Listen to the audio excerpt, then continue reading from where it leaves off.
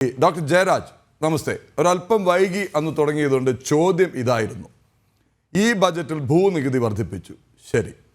ക്ഷേമ പെൻഷൻ കൂട്ടാൻ ₹1 നവകേരള സദസ്സിനെ വിമർശിച്ച് പാർട്ടി സമ്മേളനങ്ങളിൽ തന്നെ അതിരൂക്ഷമായ വിമർശനം ഉയർന്നു. അപ്പോൾ അതിന് 500 കോടി. എന്താണ് ഈ സർക്കാർ കർഷകർക്ക് വേണ്ടി ചെയ്തത്? അവസാനത്തെ സമ്പൂർണ്ണ ബജറ്റാണിത്. എന്ത് പദ്ധതി, എന്ത് നീക്കിവെച്ചു? 2-3 ചോദ്യങ്ങൾ പ്രിൻ്റു ചോദിച്ചത് അങ്ങ് കേട്ടില്ലെങ്കിൽ, കേരാ പദ്ധതി എന്ന് പറഞ്ഞിട്ട് ഇപ്പോൾ 100 കോടി വകയിരുത്തിയിട്ടുണ്ടെന്ന് പറയുന്നു. അതിൻ്റെ യഥാർത്ഥ ലക്ഷ്യമെന്ന് പറയുന്നത് ലോകബാങ്കിൽ നിന്ന് 2500-2600 കോടി രൂപ കടമെടുത്ത് കർഷകർക്ക് കൊടുക്കാനല്ല സർ. അത് വീണ്ടും വകമാറ്റി ചെലവഴിച്ച് ആ കടക്കെണി, ആ ഭാരം കൂടി ഇവിടുത്തെ സാധാരണക്കാരൻ്റെ തലയിൽ കെട്ടിവെക്കാൻ. ഒന്നൊന്നായി ചോദിക്കാനുണ്ട് സർ. ഇതിനുള്ള മറുപടി സഹായിച്ചില്ലെങ്കിലും കുഴപ്പമില്ല, ദ്രോഹിക്കാതിരുന്നുകൂടെ?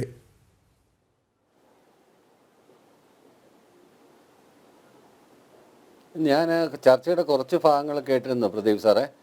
അതായത് എനിക്ക് മുമ്പ് സംസാരിച്ച പ്രതിനിധി പറയുന്നത് കേന്ദ്ര ബജറ്റിനെയും കേരള ബജറ്റിനെയും കമ്പയർ ചെയ്തിട്ട് നമുക്ക് അതിലേക്ക് വരാം സർ, നമുക്ക് അതിലേക്ക് വരാം. ആ പോയിന്റ് ഞാൻ തന്നെ റേസ് ചെയ്യാം. അതിനു മുമ്പ് പ്രൊഫസർ ചാക്കോ കാളംപറമ്പിൽ, കത്തോലിക് കോൺഗ്രസിന്റെ പ്രസിഡന്റ്, ഒരു കാര്യം പറഞ്ഞു വളരെ. അതിനു മുമ്പ് ഇനി അങ്ങയുടെ ശ്രദ്ധയിൽപ്പെട്ടില്ല എന്നുണ്ടെങ്കിൽ, തലശ്ശേരിയിൽ നിന്ന് പിതാവ് അതിരൂക്ഷമായ ഒരു വിമർശനം നടത്തിയിട്ടുണ്ട്.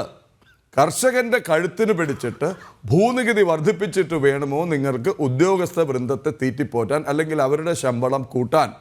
എന്തിനിങ്ങനെ കർഷകരെ ദ്രോഹിക്കുന്നു? മലയോര കർഷകർക്കായിട്ട് ചെറുവിരൽ അനക്കാത്ത സർക്കാർ ഈ ബജറ്റിൽ ഒന്നും ചെയ്തില്ല എന്ന് മാത്രമല്ല, നികുതി വർദ്ധിപ്പിച്ചിരിക്കുന്നു.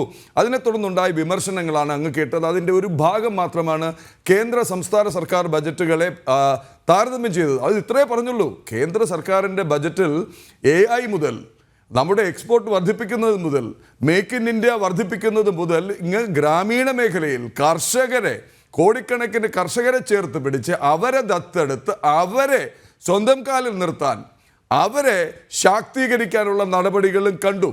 പക്ഷെ ഇവിടെ നമ്മൾ കണ്ടത് എന്താണ്? താങ്ങുവില കേന്ദ്രം വർദ്ധിപ്പിക്കുമ്പോൾ, കേന്ദ്രവിഹിതം വർദ്ധിപ്പിക്കുമ്പോൾ ഇവിടെ അടിക്കടി കുറയ്ക്കുകയാണ്. കസ്തൂരി രംഗൻ ഗാഡ്ഗിൽ കമ്മിറ്റി റിപ്പോർട്ടുകളുടെ പേരിൽ മലയോരത്ത് പോയി കണ്ണീരൊഴുക്കി അവിടെ ഒരു MP-യെ സൃഷ്ടിച്ച സർക്കാരും മുന്നണിയും എന്തു ചെയ്യുന്നു? ദ്രോഹിക്കുകയല്ലേ ചെയ്യുന്നത്?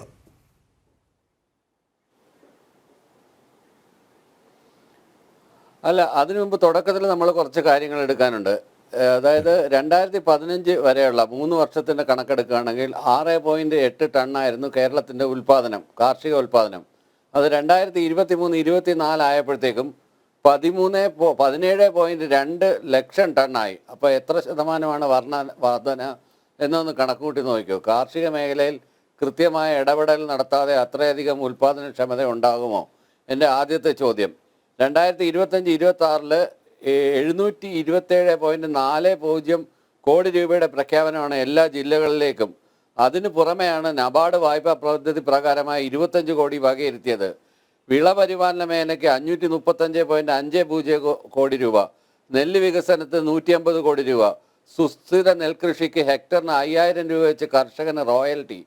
ഇങ്ങനെ 250ാമത്തെ അധ്യായം തൊട്ട്, പാരഗ്രാഫ് തൊട്ട് 270 വരെ എൻ്റെ കയ്യിലിരിക്കുന്നത് ധനമന്ത്രിയുടെ ബജറ്റ് പ്രസംഗമാണ്, ബജറ്റിൻ്റെ റിപ്പോർട്ടാണ്.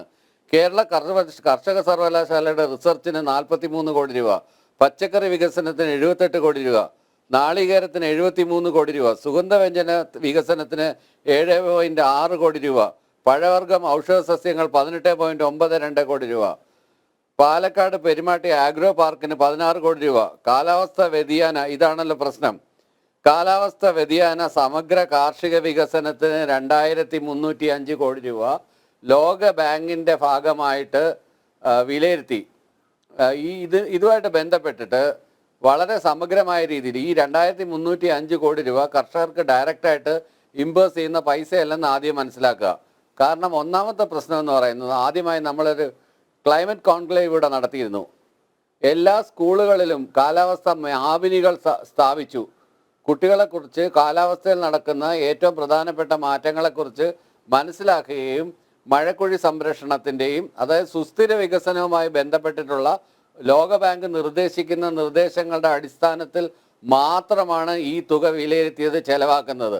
അല്ലാതെ കർഷകരുടെ പേര് പറഞ്ഞ് കാലാവസ്ഥാ വ്യതിയാനത്തിനുള്ള പൈസ എടുത്ത് വകമാറ്റി ചെലവഴിക്കുകയല്ല ഇവിടെ ചെയ്യുന്നത്. അതായത് നമ്മളുടെ കരിയില സംഭരണമായിക്കോട്ടെ, ഇത് വേസ്റ്റ് നിർമ്മാർജ്ജനം ആയിക്കോട്ടെ, പ്ലാസ്റ്റിക്കിന് നിർമ്മാർജ്ജനം, ഇത് പല പല വകുപ്പുകളുമായിട്ട് ബന്ധപ്പെട്ട് കിടക്കുന്ന ഹരിത കേരള പദ്ധതി ആയിക്കോട്ടെ, ഇതൊക്കെയായിട്ട് ബന്ധപ്പെട്ട് കിടക്കുന്ന പദ്ധതി കാലാവസ്ഥാ വ്യതിയാനത്തിനെ എങ്ങനെ ചെറുക്കാം, സമഗ്രമായി നമ്മൾക്ക് എങ്ങനെ ചെറുക്കാം എന്നുള്ളതിനെ കുറിച്ചുള്ള ഒരു സുസ്ഥിര വികസന പദ്ധതിയുടെ ഭാഗമായിട്ടാണ് ലോകബാങ്ക് ഈ പൈസ തന്നത്. അത് കർഷകന്റെ പേരും പറഞ്ഞ് പൈസ വാങ്ങി തട്ടിയെടുക്കുക എന്നൊക്കെ പറയുന്ന ആരോപണം തികച്ചും ബാലിശമാണ്. ഞാൻ ഈ പറഞ്ഞ വളർച്ചാ നിരക്ക് തന്നെ, അതായത് 6.28 കോടി ടണ്ണിൽ നിന്ന് 17.2 ലക്ഷം ടണ്ണെന്ന് പറയുമ്പം എത്ര ഇരട്ടി വികസനമാണ് ഒരു സംസ്ഥാനം, അല്ലെങ്കിൽ ഇന്ത്യയിൽ അത്രയും വലിയ വികസനം ഏതെങ്കിലും സംസ്ഥാനത്ത് ഉണ്ടായിട്ടുണ്ടോ കാർഷിക വികസനം എന്നുള്ളത്. പിന്നെ ഈ പറഞ്ഞതുപോലെ മറ്റ് കർഷകർ കണ്ടെത്തുന്ന പുതിയ വിളകൾ, ആ പുതിയ വിളകൾ പലതരത്തിലുള്ള കർഷകർ പല രീതിയിലുള്ള സമീപനങ്ങളും നടത്താറുണ്ട്. അത് ശാസ്ത്രീയമായ പഠനങ്ങളൊന്നുമല്ല. ഇപ്പൊ റംബൂട്ടാൻ എന്ന് പറയുന്ന സാധനം നട്ടു വളർത്തിയതിന്റെ ഭാഗമായിട്ട് പഴവർഗ്ഗങ്ങൾ ധാരാളമായി കഴിക്കുന്ന വവ്വാലുകൾ വരികയുണ്ടായി. അതിനെ തുടർന്ന് നിപ്പ തോടെയുള്ള അസുഖങ്ങൾ വളരെയധികം കൂടുതലായി. ഇത് മലേഷ്യയിലൊക്കെ മാത്രം കാണുന്ന ഒരു സാധനമായിരുന്നു. അത് നമ്മുടെ നാട്ടിലോട്ടും ഈ പഴവർഗ്ഗങ്ങൾ ധാരാളമായി കൃഷി ചെയ്യുന്നു. ഡോക്ടർ ജയരാജ്, നമുക്ക് പുതിയ കൃഷിയെ കുറിച്ച് ഉള്ള ചർച്ചയിലേക്ക് വരാം. അതിനു മുമ്പ് അങ്ങ് ഉന്നയിച്ച വാദങ്ങൾ, അങ്ങ് ഉന്നയിച്ച ന്യായീകരണങ്ങൾ, അങ്ങ് ഉന്നയിച്ച അവകാശവാദങ്ങൾ